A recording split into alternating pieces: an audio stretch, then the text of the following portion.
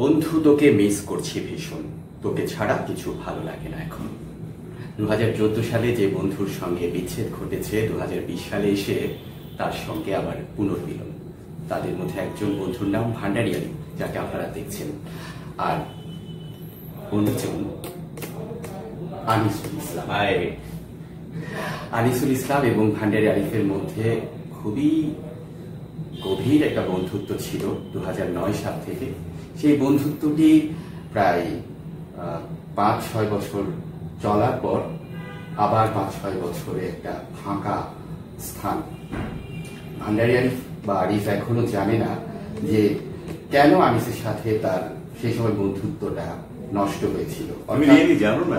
আমি বন্ধুত্বটা নষ্ট হয়েছিল কেন জানি, সেটা হচ্ছে আনিসের মধ্যে এক ধরনের একটা শীতলতা তৈরি হয়, তার আচরণে একটা পরিবর্তন তৈরি হয়, কিন্তু সেই শীতলতাটা কেন সেটা আরিফ নিজের মতো করে ভেবে নিয়েছে, কিন্তু আনিসের কাছ থেকে এখন তার জানা হয়। এবং আজকে এই অনুষ্ঠানের মধ্য দিয়ে এসে জানতে যাচ্ছে। আসলে তুমি তো জানোই একটা সম্পর্ককে কেন্দ্র করে বিষয়টা হয়েছিল। তোমার একজন রিলেটিভকে আমি পছন্দ করতাম, তো ওটাকে কেন্দ্র করে এক ধরনের দূরত্ব তৈরি হয়েছিল।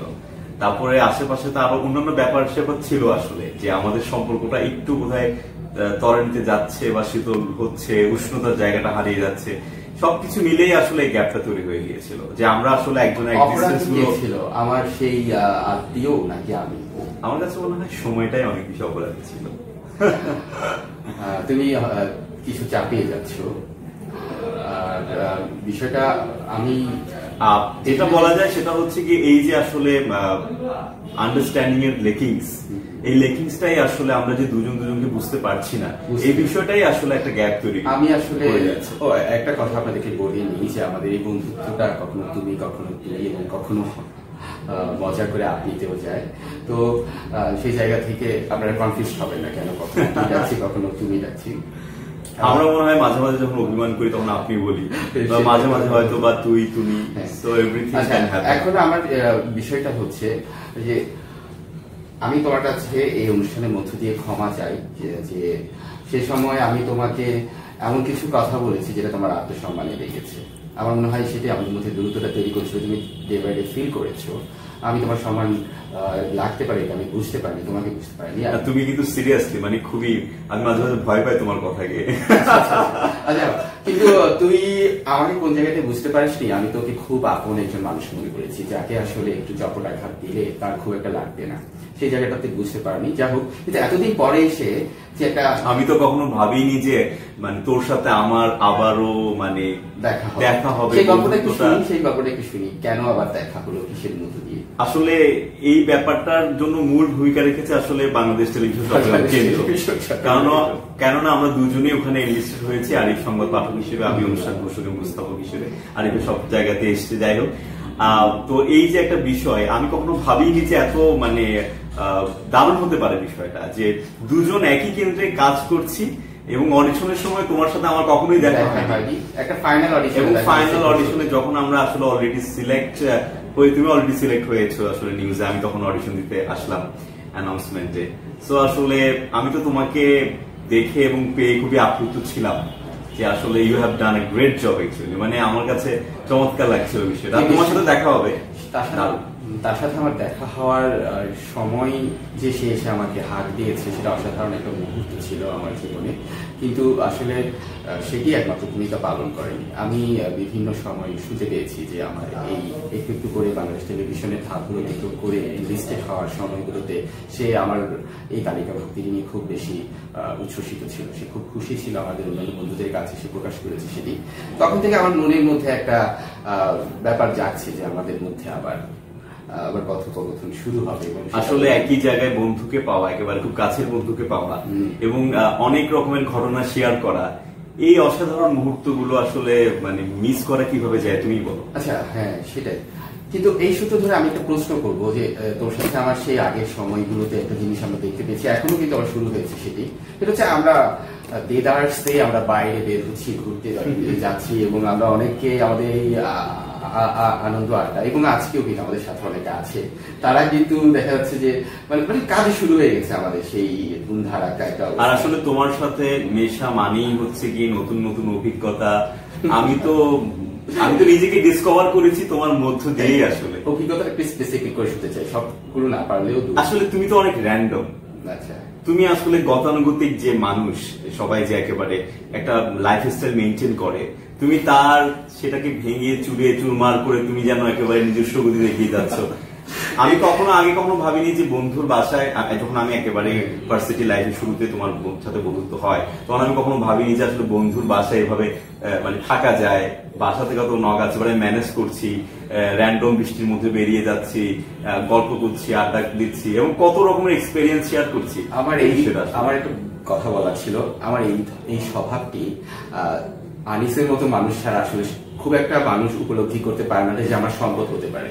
মানে একেবারে জীবনের কাঠখোট্টা বিষয়গুলো, একেবারে প্রফেশনাল বিষয়গুলো বাদ দিয়ে জীবনটাকে উপভোগ করা, জীবনের মতো আনন্দ করার বিষয়গুলো যে মানে এবং আনিস তুমি সবাই উপলব্ধি করতে পারে না। এটা আনিসের সেই যোগ্যতা আছে বলে সে উপলব্ধি করতে পেরেছে। তুমি আসলে এত বোল্ড, তুমি নিজেকে যেভাবে প্রকাশ করো সবার সামনে, আমার কাছে মনে হয় যে আমি আসলে শিহরিত হচ্ছি।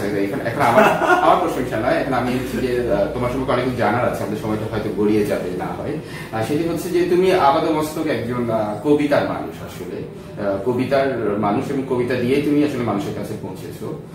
বিশেষ করে তুমি ইউটিউব, ফেসবুক এই জায়গাগুলো খুব চমৎকার ব্যবহার করেছে, তোমার একটা ফ্যান রাজ্য গড়ে উঠেছে। এটা কিন্তু তখন ছিল না, আমি নতুন আনিসকে কাছে একেবারে যেমন। তুমি কিন্তু একটা জিনিস মনে আছে যে তুমি আসলে তখন আমাকে প্রায় বলতে যে আনিস তুমি কবিতা আবৃত্তি করো, তুমি কবিতার দিকে যাও, কিন্তু আমি তখন দারুণ ভাবে কনফিউজড। তুমি তখন কিছুদিন সিনেমার নায়ক হতে চাচ্ছ, এবং সবচেয়ে বড় কথা হচ্ছে তোমার এই সিনেমার নায়ক হওয়ার মতো উদ্ভট বলছি না, মানে হচ্ছে যে তখন আমার কাছে উদ্ভট মনে হতো। সেটা দিয়ে তোমাকে আমি একটা টেক্সট করেছিলাম যে তুমি সিলেক্ট হয়ে গেছো। ও মাই গড, দ্যাট টাইম মানে তুমি তখন আমায় কি বলছিলে যে মানে খুব উচ্ছ্বসিত আমাকে মেসেজ দিয়েছে, হারি আমি সিলেক্ট হলাম। আমি একদম এই সিনেমাটা বিশেষ করে এত বেশি সবাইকে ফোন দিচ্ছে এরকম। তখন এরপরে তুমি আমার সাথে খুব বেশি মন খারাপ করেছি, কিন্তু সেটা আমাদের বিচ্ছেদ যেটা বলেছি ওই জায়গাতে নিয়ে যায়নি। অনেক গল্প আছে আসলে শেষ করা যায় আসলে কবিতার জায়গাটাতে যাই যে এখন সামনে কোথায় যাওয়া হচ্ছে, মানে যে ইউটিউব চ্যানেল খোলা হয়েছে, আমি দেখছি খুব একটা ভিউ হচ্ছে না, একটা কারণ কি? আসলে আমি ফেসবুকে খুব প্রথমে আপলোড করি, কারণ হচ্ছে কি আমি আসলে আমি সবসময় চাই যে আমার যারা আসলে ভিউয়ার্স আছে, যারা আমাকে ভালোবাসে, পছন্দ করে, কবিতা আবৃত্তি শুনে, আমার কাছে মনে হয় যে ইউটিউবটা কেমন যেন একটা বদ্ধ জায়গা, ফেসবুকটা কেন জানি খুব বেশি ওপেন। সো আমার কাছে যখন একটা কাজ করি তখন সবার সাথে শেয়ার করার লোভটা আমি সামলাতে পারি না। সেই ক্ষেত্রে আসলে ইউটিউবে ভিউ হবে কিনা সেই চিন্তাটা আমি দূর করে দিয়ে আমি আসলে মানে আমার ফেসবুকে প্রথমে আপলোড করি আমার কাজগুলো, কারণ ফেসবুকে আমার প্রোফাইল আমার প্রথম ভালোবাসার জায়গা আসলে। তো এক্ষেত্রে ইমোশনাল ব্যাপারটা অনেক বেশি কাজ করে। বরাবরই এই জায়গাগুলো ধরো তোমার আবেগের জায়গাটা আমি বুঝতে পারছি, কিন্তু বরাবরই ফেসবুক, ইউটিউবে এই গরু খাতাগুলো আমি আসলে অতটা বুঝে উঠতে পারি না। আমি সেজন্যই তোমাদের মতো অতটা এই জায়গাটাতে নিজেকে প্রতিষ্ঠা করতে পারিনি। আমি সবসময় এই সমস্ত জায়গায় কিন্তু আমি প্র্যাকটিক্যাল। আমার কাছে মনে হয় যে তোমার যে আসলে কাজ করার জায়গা এবং মেধা, সেই জায়গাগুলোতে তুমি যদি একটু এই বিষয়গুলোতে একটু গুরুত্ব দাও, আমার কাছে মনে হয় যে মানে তোমার চেয়ে মানে তোমার মতো নয় ওরকম মানুষরাও কিন্তু অনেক এগিয়ে যাচ্ছে, কিন্তু তুমি আরো অনেক বেশি কিছু ডিজার্ভ করো। যে বিষয়টি হচ্ছে আমি যেভাবে একেবারে পেশাগত বিভিন্ন অর্থ উপার্জনের জায়গাগুলোতে অক্ষম, আমি কিভাবে তোমার বিভিন্ন আইসিটি রিলেটেড ব্যাপারগুলো তো আমি খুবই, আমি সবসময় এই সমস্ত জায়গায় ভয় পাই। আমার সবসময় ভালো লাগে একটু বাইরে বের হয়ে এসে কোনো একটা বন্ধুকে ডেকে সাথে গল্প করতে যাওয়া, এই সমস্ত বিষয়। আমার কাছে মনে হয় যে মানে তোমার এই ভালো লাগার জায়গাটা থেকে একটু বেরিয়ে এসে নিজের প্রয়োজনের তাগিদে কাজগুলো করতে হবে। আমি বুঝতে পারি নিজের ট্যালেন্ট। এখন আমি তুমি ঈশ্বরে বিশ্বাস করি, ঈশ্বরের যদি ইচ্ছে হয়, তাছাড়া কোথাও আমি আমার নিজেকে এত এই আমার অক্ষমতাগুলো পরিবর্তন করতে পারবো না। কিন্তু আমি যেখানে ছিলাম সেটা হচ্ছে এই কবিতা নিয়ে কোন স্বপ্নটা আসলে চলছে, কবিতা হোক বা সৃজনশীলতা নিয়ে হোক, তোর কোন? আমার কাছে সবসময় একটা স্বপ্নই অনেক বিশাল ছিল, কারণ আমি কিন্তু মানে সবাই যে মূলধারা শিল্পকলা একাডেমি কেন্দ্রিক যে সবাই কাজ করছে, আমি কিন্তু একেবারেই কিন্তু নিজের মতোই ছিলাম আজীবন। আমি হয়তোবা আমি বন্দর কালচারাল একাডেমিতে আবৃত্তি শিক্ষক হিসেবে আছি, এখনো আছি। সেখানে কাজ করার পরে কিন্তু আমি শিল্পকলা বন্দরে শুধুমাত্র ওই কাজে না, এখন বন্দর জব করছি, প্রফেশনটাই ওখানে। হ্যাঁ, তো আসলে বিষয়টা হচ্ছে আমি মানে শিল্পকলা কেন্দ্রিক যে সবার এক ধরনের কাজ করে যাওয়া, আমি সেই রকমের মানুষ আসলে ছিলাম। দলেও আমি ছিলাম না, আমি আসলে নিজের মতো করে কাজ করে গেছি। তো দেখা গেছে কি আমি কখনো কবিতা নিয়ে যে স্বপ্ন দেখা, ওভাবে করে স্বপ্ন আসলে কখনো দেখিনি। আমার একটা কল আসছে, কল দিতে হবে না। আমাদের আবৃত্তি অঙ্গনে মানে একটা দল করতে হবে, একটা কথা আছে, সেই জায়গায় তোকে কখনোই দেখিনি, কিন্তু তুই ফেসবুক বা অন্যান্য আবৃত্তির প্ল্যাটফর্মগুলোতে কিন্তু বেশ ভালো কাজ করে যাচ্ছিস। মানে তোর স্বপ্নটা সেজন্য আর একটু বিশেষ কোন দিকে যাচ্ছে? আসলে একটা দলীয় ভাবে নিজেকে প্রতিষ্ঠা করার জায়গায় নিশ্চয়ই যাচ্ছে। কিভাবে? আসলে আমি কখনো টার্গেট নিয়ে কাজ করিনি আসলে, কারণ কবিতা নিয়ে আমার কাছে যে স্বপ্নটা, সেটা আসলে কবিতাকে ভালোবাসা, কবিতা পড়ে যাওয়া, এরকম ছিল একটা সময়, বা কাজ করে গেছি আমি। আমার যেহেতু আমি আবৃত্তি শিক্ষক হিসেবে আছি পোর্ট কালচারাল একাডেমিতে, তো সেভাবে। আর সংগঠন কখনো আমাকে টানতো না, আমাকে অনেকে বলেছে আনিস সংগঠনে আসো বা কাজ করো আমাদের সাথে, কিন্তু এই যে দীর্ঘ সময় ধরে সময় দেওয়া, লেগে থাকা, হয়তো বা অপেক্ষা করে পারফর্ম করা, এই বিষয়গুলোকে আমি যথেষ্ট শ্রদ্ধা করি, কিন্তু আসলে আমার কাছে মনে হয় যে এই সময়টা আমি অন্যদিকে একটু ব্যয় করব। হ্যাঁ, বিষয়টা হচ্ছে এরকম ছিল আর কি। আনন্দ ব্যাপারটা, হ্যাঁ, পুরো ব্যাপারটা আনন্দ। মানে তো আমি এখন যেটা চাই সেটা হচ্ছে গিয়ে কবিতা, মানুষ কবিতা পড়ুক, কবিতার প্রতি যে ভালোবাসাটা আমি কবিতা আবৃত্তি করে বা কবিতা নিয়ে কাজ করে মানুষের মধ্যে একটু হলেও জায়গাতে পারছি, সেই জিনিসটা আমার কাছে বোধ হয়, আমার কাছে মনে হয় যে এটাই আমার আসলে স্বপ্নের জায়গা, যে মানুষ কবিতা পড়বে, কবিতাকে ভালোবাসে। মানে মানুষকে সংলগ্ন করা, এটাই সামাজিক যোগাযোগ মাধ্যম খুব দারুণভাবে তোকে হেল্প করছে। স্বপ্ন শুধু কবিতা আবৃত্তি নয়, স্বপ্ন বাচিক শিল্পের অন্যান্য জায়গাগুলোতেও ছিল। সংবাদ পাঠ, উপস্থাপনা, সংবাদ পাঠ নিয়ে ছিল খুব বড় একটা স্বপ্ন আসলে। মানে সংবাদ পাঠক হিসেবে নিয়মিত হওয়ার একটা স্বপ্ন ছিল, এবং বাংলাদেশ বেতারে সংবাদ পাঠক সে অলরেডি আছে। একটা বাজে অভিজ্ঞতা ছিল যে বেসরকারি একটি চ্যানেলে সে যায় এবং চূড়ান্তভাবে উত্তীর্ণ হয়, কিন্তু তারপরও হচ্ছে সেই পরিচয়টি স্টাবলিশ করেনি। যদি নাম বলতে ইচ্ছে হয় নাম বলবি, আর যদি ইচ্ছে না হয় সেই মানে মানে যেটা একটা খারাপ ব্যাপার ঘটেছে সেটা একটুখানি বলতে হবে, মানুষ একটু হলেও জানুক যে এরকম ব্যাপার ঘটে। নাম উল্লেখ করবো না, কারণ আমার কাছে মনে হয় যে এই এক্সপেরিয়েন্স গুলো আসলে অন্যান্য টেলিভিশন চ্যানেল ক্ষেত্রে হতে পারে। কি হয়েছে সেটা? কারণ আমি আসলে কি ঘটেছিল, আমি আসলে ফাইনালিস্ট ছিলাম, আমি আসলে বিভিন্ন ধাপ অতিক্রম করে ফাইনালিস্ট ছিলাম, কিন্তু শেষ পর্যন্ত খুব দুঃখজনক হলেও সত্যি যে বিষয়টা হচ্ছে আমাদের চূড়ান্ত ভাবে কাউকে মানে অডিশনে যারা উত্তীর্ণ হয়েছে, যারা ফাইনালিস্ট ছিল, ওখান থেকে চূড়ান্ত ভাবে কাউকে নেওয়া হয়নি, কাউকে সুযোগ দেওয়া হয়নি, এবং পরবর্তীতে হয়তো চ্যানেলটা অন্য চ্যানেল থেকে হায়ার করেছে। তো আসলে আমরা যে স্বপ্নটা দেখি যে আসলে সংবাদ পাঠক হওয়ার স্বপ্ন, এবং অনেকেরই আমার সাথে সাথে যারা ছিল অনেকেরই সেই স্বপ্নটা ছিল, এবং অনেক বেশি স্বপ্ন ছিল, কিন্তু শেষ পর্যন্ত আমার কাছে মনে হয় যে এটা আসলে অথরিটির এক ধরনের গাফিলতি আর কি। তো এরপরে চ্যানেলটাতে অনেক কিছুই ঘটেছে যেগুলো আসলে আমরা কখনোই ভাবতে পারিনি।